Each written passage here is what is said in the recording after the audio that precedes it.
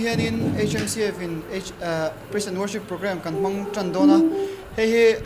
ama kan lo man to thin ni thoma se tun kuma hian kan han tit thar le dona nia Hyderabad song te kan vai non in khomula lalpa fakachoi moin hun himom takman kan tuma su chu kan ril ru point buat sai na nen ril ru tong trai na nen tun Sunday hian in kan vai kan convect don dia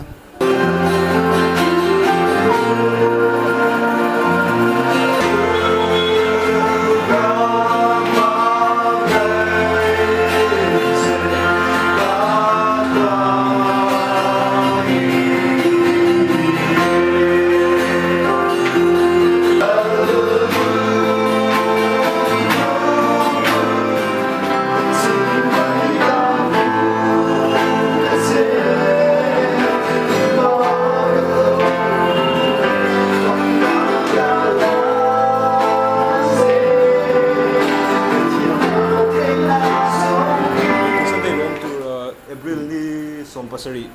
hian HMCF Praise and Worship nei kan tum le he musician tenen za shwe tu te theng ai gen bo sei kan phak ang tok tok ka he hun thi income tran ma economic program tran ma dar thum le chan ve atanga nei tran tum ni a mi pui te po ma te ka rom kal tum ula chuan lalpa kan fakhaw don nia